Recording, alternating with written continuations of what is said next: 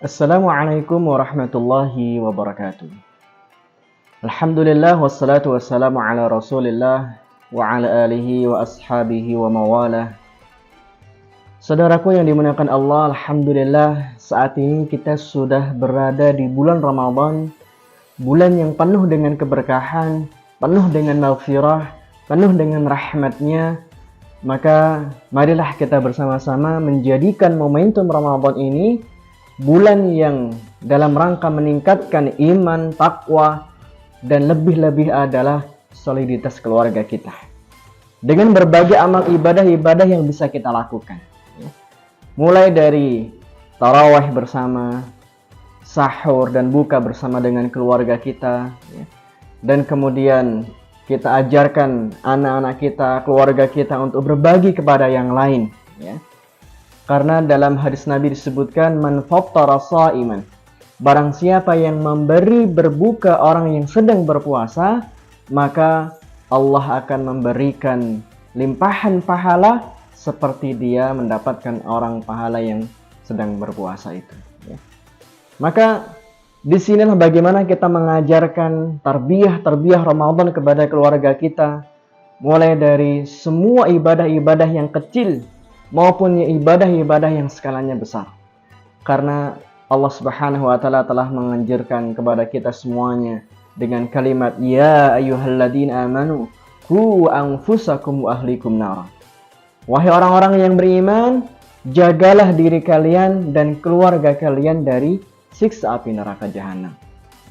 Maka Ramadan yang kita nantikan ini, Ramadan yang penuh berkah ini, salah satu momentum yang sangat tepat untuk menjadikan keluarga kita menjadi keluarga yang rohiyahnya mempunyai rohiyah yang tinggi, mempunyai keimanan yang cukup kuat, serta tidak lupa untuk kemudian kita mencari ilmu dalam bulan Ramadan ini sehingga anggota keluarga kita mempunyai keilmuan yang tinggi.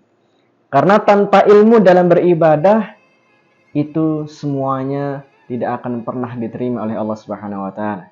Sehingga Umar bin Khattab radhiyallahu anhu menyebutkan dalam satu ungkapannya, faqihun wahid asyaddu 'ala syaitan min alfi 'abid. Satu saja orang yang berilmu itu lebih bahaya bagi syaitan daripada 1000 orang yang ahli ibadah tanpa ilmu. Maka Ramadan biasanya kita mendengar ada informasi kajian di mana-mana, di satu masjid ke masjid berikutnya, di satu tempat ke tempat yang lainnya.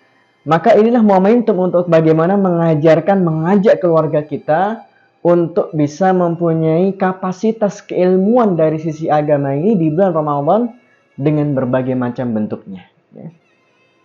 Maka kita lihat mulai dari program-program yang bisa kita tuliskan untuk keluarga kita masing-masing, dari tilawah bersama. Karena kita tahu bahwa Ramadan ini adalah syahrul Quran. Ramadan ini adalah bulannya Al-Quran. Nabi SAW, beliau ketika sudah memasuki bulan Ramadan selalu bertadarus bersama malaikat Jibril. Maknanya bisa kita lakukan program ini untuk keluarga kita, anak istri kita, program tilawah bersama di keluarga. Dan kita sampaikan keutamaan-keutamaan tilawah itu. Bahwasanya Rasulullah SAW dalam sabdanya menyebutkan, la aqul alif lam mim harfun. Aku tidak mengatakan alif lam mim itu satu huruf. Akan tetapi alif satu huruf, lam satu huruf, dan mim satu huruf. Hanya dengan membaca alif lam mim, kita bisa mendapatkan pahala sebanyak 30 kebaikan. Apalagi ketika program tilawah bersama keluarga, bersama anak istri, itu kita galakkan di rumah-rumah kita di bulan Ramadan ini, maka begitu besar pahala yang kita raih. Sehingga Imam Syafi'i pernah menuliskan dalam kitabnya bahwa beliau pernah menghitung huruf hijaiyah yang ada dalam Al-Quran adalah sebanyak 1.027.000 huruf. 1.027.000 huruf hijaiyah. Kalau setiap hurufnya Allah lipat gandakan 10 kebaikan, maka berarti kita sudah mendapatkan pahala 1.027.000 huruf kali 10 tambah 01, 10.270.000. Ini kalau di hari-hari biasa, ya. Apalagi di bulan Ramadan Allah lipat gandakan itu pahala, bahkan dalam riwayat 70 kali lipatnya, ya. Maka berapa pahala yang kita raih? 10.270.000 kali 70, ya. Sudah 700 juta sekian. Ini baru sekali khatam. Belum 2 kali, belum 3 kali, maka begitu banyak keberkahan yang kita raih, ya. Ini tilawah, ya, membaca Al-Quran, ya. Kemudian program yang bisa kita gulirkan untuk keluarga kita, ya, yang bisa kita lakukan bersama-sama adalah dengan mentadaburi ayat-ayat Al-Quran, ya. Karena selain tilawah, disitulah ada proses tadabur, dan disitulah yang namanya tadarus Al-Quran, ya. Seringkali kita di masjid-masjid menuliskan program tadarus Al-Quran, ya. Dan ternyata yang terlakukan atau dilakukan oleh para kaum muslimin dan muslimah di masjid-masjid dengan program tadarus Al-Quran hanya sekedar membaca. Ternyata bukan. Tadarus itu dari kata darosa yang artinya belajar. Tadarus maknanya adalah saling belajar. Sehingga bukan hanya sekedar membaca, kemudian selesai wassalam, tapi setelah membaca Al-Quran, coba ambil 1 ayat atau mungkin 2 ayat untuk kita ambil tafsirnya, kita bacakan tafsirnya, kita ambil pelajaran hikmah yang ada dalam ayat itu. Kemudian semua anggota keluarga bisa saling memberikan pelajaran-pelajaran hikmah yang lain, dan itulah tadarus Al-Quran. Sehingga kalau kita melihat dalam satu sabda Nabi SAW, ma ijtama'a qaumun fi baitin min buyutillah yatluna kitaballah wa yatadarasunahu bainahum. Siapa yang berkumpul dalam satu majlis dan mereka membaca ayat Quran, wa yatadarasunahu bainahum, dan saling mempelajari, ya. Jadi tilawah dan tadarus satu hal yang berbeda, ya. Tadarus bukan hanya sekedar tilawah, bukan hanya sekedar membaca, tapi tadarus Al-Quran, bagaimana di situ ada membacanya, ada tadaburnya, dan kemudian yang paling utama adalah proses tazkiyahnya, ya. Jadi tilawah, tadabur, dan tazkiyah, ya. Itulah yang kemudian Allah sampaikan dalam surah Al-Baqarah ayat 129. Allah ketika menyebutkan misi dan tugas seorang para nabi dan rasul adalah yatlu alaihim ayatika, membacakan kepada mereka ayat-ayatnya, wa yu'allimuhumul kitaba wal hikmah, dan mengajarkan apa saja yang ada dalam ayat-ayat itu, wa yuzakkihim, dan mentazkiyah diri mereka supaya kemudian Al-Quran masuk dalam diri mereka dan kemudian diikuti dengan amalan-amalan dalam kehidupan mereka sehari-hari, ya. Hadirin yang dirahmati Allah Subhanahu wa taala, maka dengan cara kita mendekatkan keluarga kita kepada Al-Quran di bulan Ramadan inilah cara kita untuk menjaga soliditas keluarga kita, cara kita mentarbiyah keluarga kita, yang kemudian disitulah kita akan terhindar dari siksa api neraka jahanam, ya. Adapun program yang lain yang bisa kita gulirkan bersama keluarga untuk menjaga soliditas kita adalah dengan buka dan sahur bersama, ya.